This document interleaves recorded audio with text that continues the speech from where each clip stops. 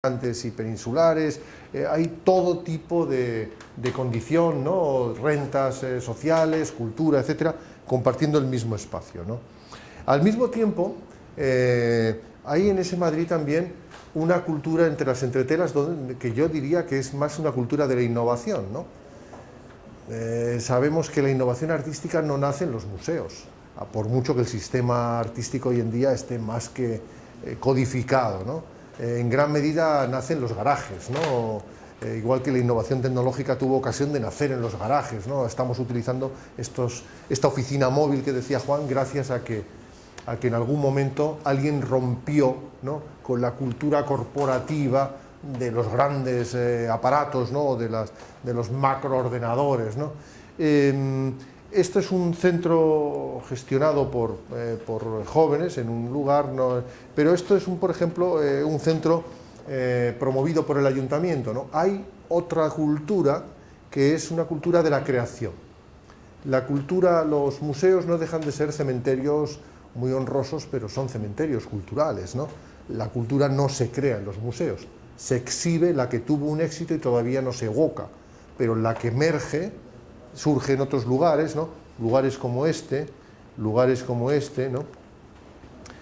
A partir de innovación de gente que experimenta y se equivoca o acierta, pero que innova porque experimenta, ¿no? Y se nos ocurrió en este documento, ya que teníamos un poco la patente de corso, ¿no?, de municipal, ¿no?, de unir ambos elementos, ¿no? Y realizamos el mapa cultural integral. No se había hecho nunca, parece una estupidez, pero fue realmente chocante, ¿no?, el unir toda la inmensa condición de todos estos puntitos que aparecen en estos son elementos culturales, algunos podríamos decir casi contraculturales o alternativos y otros oficiales. ¿Y qué ocurre si entendemos que en realidad forman parte de una red? Una red en la cual no se distingue entre lo oficial, lo público, lo ortodoxo y lo innovador, lo alternativo, lo heterodoxo, ¿no? Y empezamos a generar itinerarios y a generar sinergias que ya estaban ocurriendo, ¿no? Y al final planteamos una estrategia cultural muy sorprendente que unía, como ya digo, lugares alternativos, ¿no?, como este que es el Patio Maravillas, es un lugar muy icónico. Este es en su primera localización porque estos lugares cambian, ¿no?, constantemente, ¿no? O esto que es una plaza. El municipio no tuvo dinero para poder hacer un equipamiento en ese lugar y al final los vecinos lo conquistaron como un espacio para una utilización cultural y cívica alternativa. Es decir, el municipio al comienzo desconfió y después apoyó la idea y los vecinos mismos en una relación dialéctica dijeron, bueno, pero no olvide usted invertir cuando pueda, ¿no? Porque a lo mejor resulta que dejar los espacios residuales o donde no se ha invertido a los vecinos puede terminar siendo una táctica para ahorrarse inversión pública y la responsabilidad de resolver la ciudad. O sea, como ven, se puede pasar de que me dejen hacer a decir, bueno, pero usted no eluda sus responsabilidades, ¿no?, públicas. Es decir, es complejo, ¿no? A mí me gusta mucho esta condición contemporánea en las cuales las cosas no son tan sencillas, ¿no? Hemos colocado, porque hoy en día colocas la bandera de que esta plaza es nuestra y la vamos a utilizar y te puedes encontrar con que el concejal de Hacienda dice, encantados, ténganlo ustedes y aquí les doy el título de propiedad y quedo liberado de mi responsabilidad sobre ese espacio público, ¿no? Bueno, esto ya en serio es el Patio de la Cebada, que ha ganado el premio de arquitectura de esta Bienal. Es la primera vez que algo no construido, ni siquiera es arquitectura, no sabemos bien, ¿no? El jurado se lo ha dado porque en realidad entiende que aquí está ocurriendo algo, y que seguramente pues, es importante, ¿no?, que eso se plantee, ¿no? Ya pasó que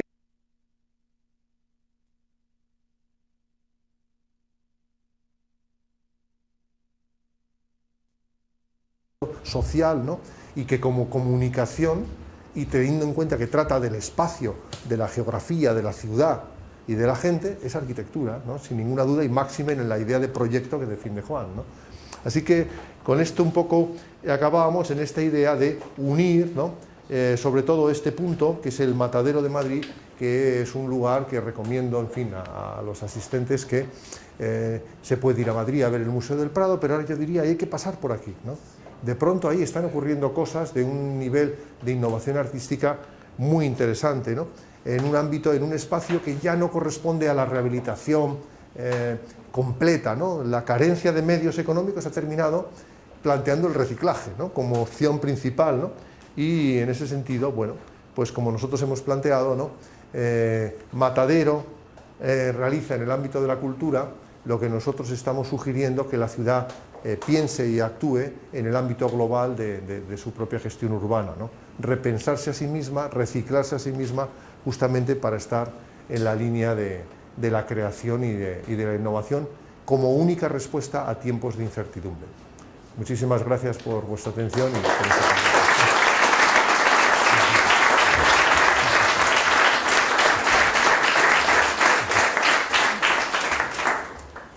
Creo que habría ocasión todavía de alguna pregunta. ¿Sí? Hay una allí, sí. Buenas noches. Vine un poquito tarde, pero me gustó cómo hicieron la presentación de conjugar todos estos elementos que generalmente quedan compartimentados. Pero brevemente quería preguntarle sus experiencias con la basura en diferentes lugares donde por ejemplo ha visto los métodos y ver qué nos puede aconsejar comparado a lo que ha visto aquí en Panamá. Yo creo que te tienes, Juan, vamos a decir, es el autor de la primera vez que convirtieron en arquitectura un artefacto de reciclaje real, ¿no? Una gran planta, ¿no? de transformación de basuras, ¿no? Yo creo que vale la pena que comentes un poco. Sí, bueno, el tema de los residuos urbanos está cambiando radicalmente en este momento, primero porque hay toda esta cultura de la separación y de la clasificación y de la reutilización, de manera que las antiguas plantas de tratamiento de basura se han convertido en pequeñas fábricas de nuevas materias primas, ¿no? Y por lo tanto adquieren una dimensión muy nueva. Nosotros hicimos hace ya años en Madrid, ganamos un concurso para construir lo que era la planta de reciclado de basura más grande de Europa. No es un título positivo, sencillamente quiere decir que una ciudad como Madrid solo tiene una, por eso es así de grande. Pero lo que sí nos permitió ese enorme volumen, que es 1 millón de toneladas cada año, fue convertir aquella planta de reciclado casi en un centro cultural. Es decir, hicimos la primera planta de basura visitable con museo y aula ecológica, de manera que, digamos, la pérdida, la desinformación sobre qué pasa con nuestra basura cuando la dejamos en la puerta de nuestra casa se convierte de repente en algo visible. Cuando un niño va a un lugar y ve en un foso de esos de recogida de basura urbana 1000 toneladas a las 10 de la mañana, ¿no? Realmente entiende primero lo que es la ciudad, posiblemente, su enorme potencial, pero también es como una especie de máquina de sensibilización medioambiental, ¿no? Desde esos años, porque eso ya tampoco es que haga tanto tiempo, pero bueno, hace 15 años más o menos que hicimos esa planta, realmente las cosas han cambiado mucho, ¿no? Al menos en España ha llegado el reciclaje, ha llegado la clasificación y también la arquitectura con su capacidad para inventar nuevos artefactos, pues ha llegado a este tipo de infraestructuras, haciéndolas visibles y permitiendo en cierto modo su visibilidad, ¿no? Yo creo que esa es la parte que a mí me parece más importante desde el punto de vista de la arquitectura. Es decir, otra cosa es que discutiéramos como vecinos o como ciudadanos sobre cuestiones, en fin, casi ideológicas respecto a la importancia del tema. Pero yo creo que la gran oportunidad que la arquitectura ofrece a esta cuestión es hacerla visible y hacerla comprensible, porque yo creo que una de las cuestiones que los ciudadanos no terminan de entender es la escala que adquiere la basura, es decir, las toneladas que se producen, quién las produce, cómo se producen, cuánto producimos, por qué una pequeña acción individual tiene sentido, porque multiplicada por varios millones se convierte realmente en algo significativo. Yo creo que la arquitectura tiene la capacidad de darle a eso presencia física, o sea, permite que las personas entiendan cuántos son todos esos frascos de plástico o botes de plástico que en una sola noche se recogen en una ciudad como Panamá o como cualquier otra.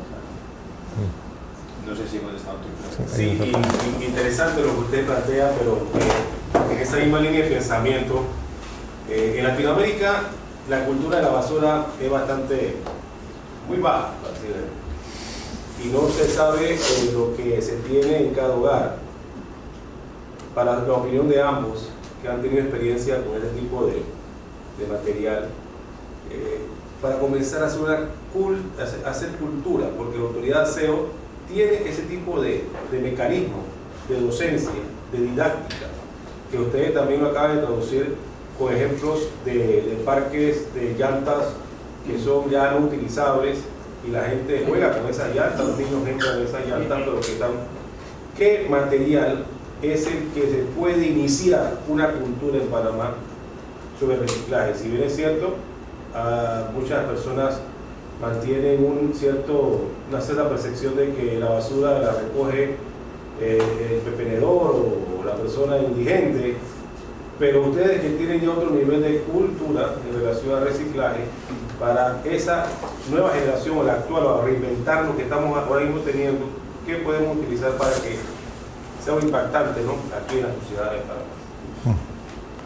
Pues visto el parque de automóviles que hay en el país, ¿no?, y lo que crece, quizá el tema de los neumáticos, ¿no?, es un tema esencial, ¿no?, y es muy interesante, ¿no?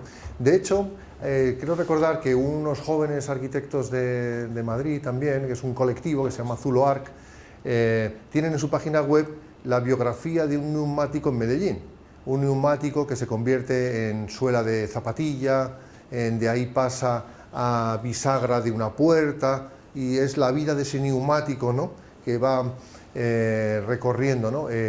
Digamos, hay muchísimas utilizaciones de los neumáticos de automóviles desechados, desde la propia capa de rodadura, es decir, en sustitución o como ingrediente con el asfalto, hasta los juegos infantiles, ¿no?, pasando efectivamente por unas zapatillas muy caras, ¿no?, que se llamaban menorquinas, ¿no?, algo así, que tenían suela de neumático, en Medellín eran de reciclaje popular, en el caso español eran artículo de lujo, ¿no? Era una de esas paradojas que se dan en Europa, ¿no?, de que a veces pues reciclar es una cosa así como cool, muy moderna, ¿no?, y termina siendo una especie de lujo cultural, ¿no? Pero digamos es un material hiperabundante y muy importante, ¿no?, que se puede traer. El otro tema, el más básico, son los recipientes, es decir, si se vuelve al vidrio y se vuelve a pagar por el vidrio, ¿no? Cuando yo era niño, en Madrid se pagaba un plus cada vez que uno compraba una botella, daba igual que fuera de aceite, de Coca-Cola, que era de vidrio, y te devolvían esa cantidad cuando retornabas el envase, ¿no? Por ejemplo, eso, tan simple como eso, sería un cambio bastante importante, ¿no? Y afectaría a muchos recicladores, porque ahora mismo despreciamos los envases. Hay muchas personas que viven de recoger las latas o de recoger los vidrios, ¿no?, que rechazamos, ¿no?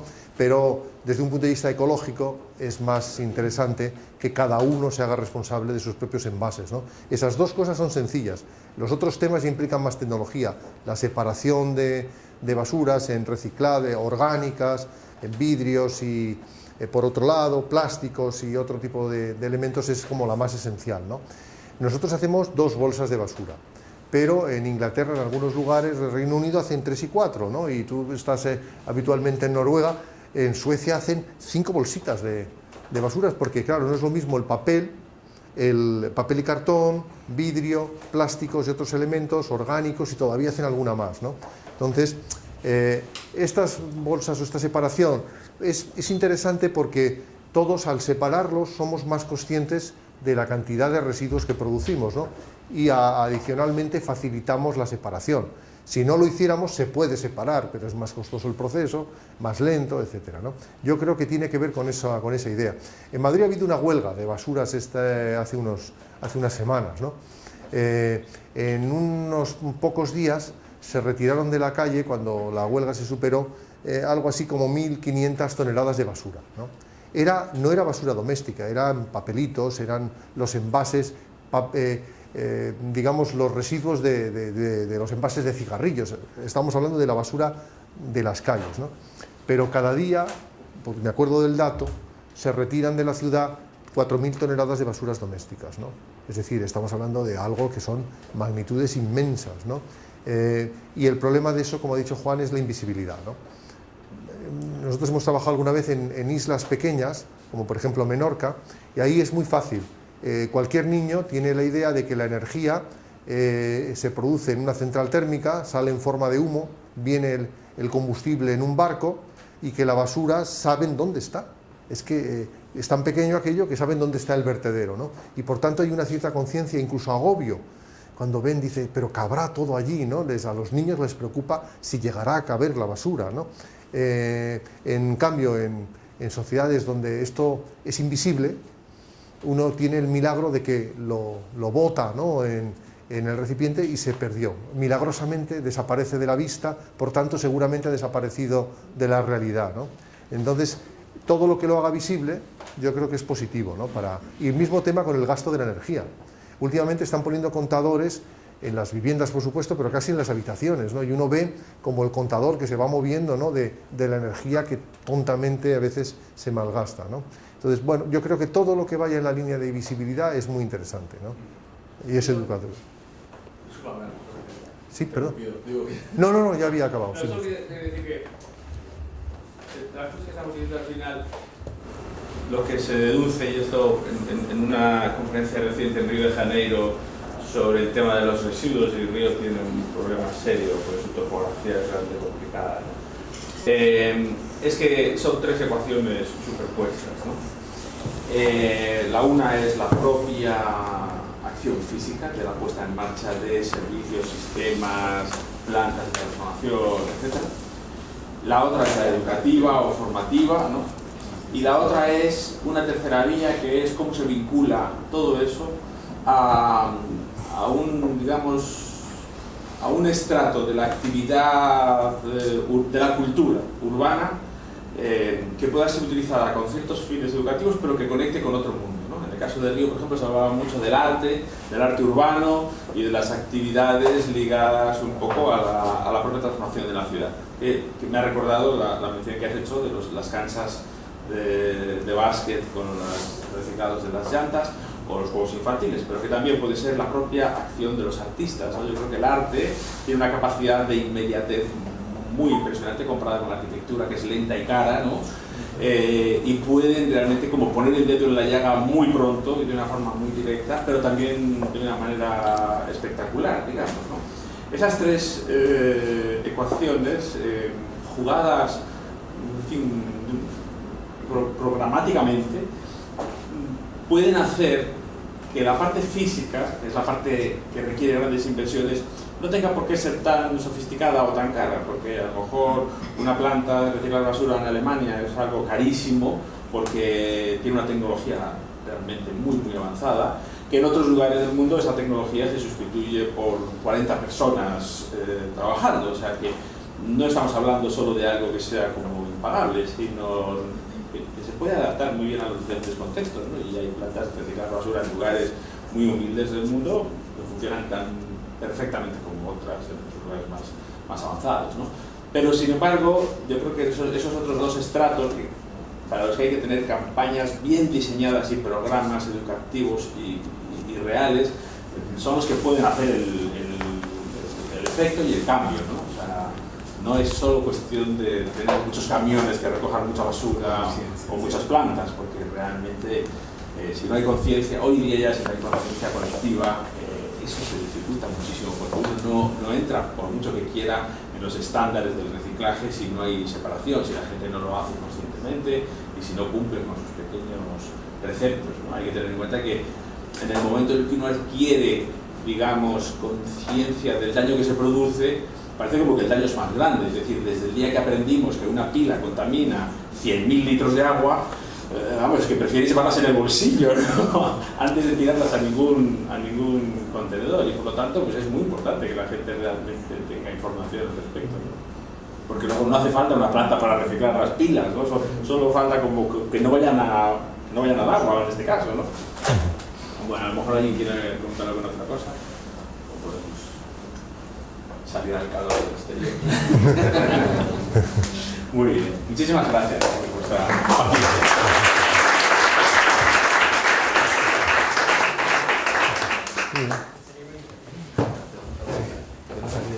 ¿Qué tal?